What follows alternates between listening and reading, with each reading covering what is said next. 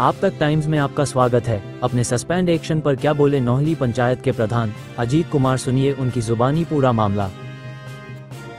मेरे प्यारे मित्र बंधुओं, ग्रामीणवासी लोगों से मेरा निवेदन प्रार्थना है कि हमने 4 साल 2 महीने में कोई भी ऐसा गलत काम नहीं किया जिसकी नजरों में ग्राम जनौली की बदनामी करूं। लोगों ने मुझे आशीर्वाद दिया और मैं चुन के आया और मैंने कोशिश की कि पंचायत के अंदर अच्छा काम हो।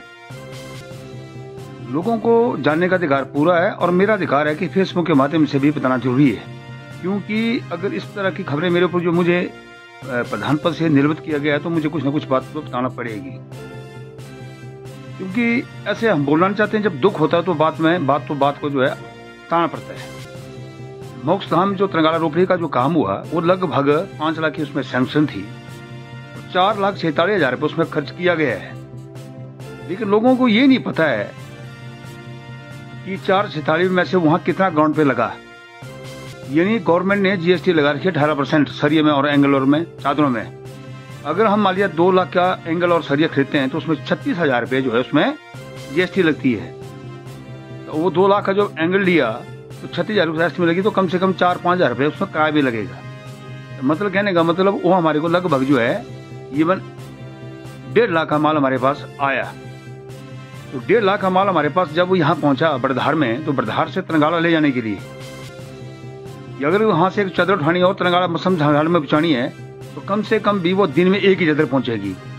अगर उसमें मान देवी वायदे में 24 या 25 चादरें लगी होगी या 30 चादरें वहां लगी होगी और लगभग 9 एंगल होगा, तो उसमें ढुलाई में कितना पैसा लगेगा। क्या मनरेगा में जो हमारे लोग काम करते हैं, क्या एक लेडीज मनरेगा में काम करती है, क्या वो बड़धार से वो तरंगाला में उसको एंगल को पहुंचा सकती है? एमबीए करना या किसी को आरोप लगाना ये बात तो सही है, लेकिन जो फील्ड में काम करता है क्या है, सरकार के कर्मचारी क्या सरकार के अधिकारी नहीं जानते इस बात को? हमने कैसे वहां काम किया, क्या सरकार के कर्मचारी को नहीं पता कि भाई वहां ये काम कैसे चल रहा है? जब शिकायत कोई करता है तो ठीक है, मैं मानता हूं शिकायत करता है, शिकायत करना सभी का अधिकार है, उसका हम विरोध नहीं करते हैं। लेकिन क्या मौके पे नहीं आए कभी भी इसमें क्या लगना चाहिए, क्या करना चाहिए?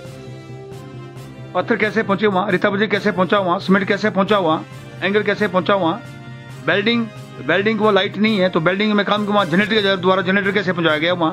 जनरेटर में एक दिन का जो 2200 रुपए लेते हैं, कैसे काम उस व्यक्ति ने किया? सरकार क्या हमारे को बताने का अधिकार नहीं है कि जो हमारे डिस्ट्रिक्ट नेता अफसर बोलते हैं कि मैं आपकी बात से संतुष्ट नहीं, और मैंने बात की और हर बयान में मैंने बात लिखी हुई है कि लेबर ना होने की वजह से काम रुका गया था। लेबर का प्रावधान हमने 15 विभाग में किया, जैसे प्रावधान पूरा कर दिया इस काम को पूरा किया जाएगा। 2022 में हमने इस काम को स्टार्ट किया, उसके बाद कोरोना आ गया और जब 23 में इसका मतलब एक मस्तौल निकला, 23 में जब दूसरा मस्तौल निकाला हमने इसका, तो उस मस्तौल के दौरान जब आपदा आई, आपदा में कितना बड़ा नुकसान हुआ, नदियों में पानी भर गया, आने जाने के रास्ते बंद हो गए। उसके बाद जो नुकसान भी हुआ, नुकसान की चिट्ठी भी बताई हमने, उसमें लिखा भी है हमने। और 23-24 में इस काम को हमने पूरा किया और उस व्यक्ति ने जो शिकायत की थी उसने वापस ले दी शिकायत अपनी। उसके बावजूद भी आप मेरी बात से संतुष्ट नहीं हुए तो मुझे बड़ा दुख है। हमारे पंचायत का सेक्रेटरी की डेथ हो गई, हमारे पंचायत में जो है टेक्निकल मर गया, उसकी डेथ हो गई, मेरी लड़की की डेथ हुई, मेरे बाप की डेथ 1 साल में 23 में हमारे लिए बहुत बड़ा बुरा वक्त रहा। उसके बावजूद भी यार सारी चीजें मैंने बताई, अपना बयान दिया, उसके बाद भी संतुष्ट नहीं हुए आप, तो फिर इसका मतलब ईमानदारी से काम करने का कोई मकसद नहीं है।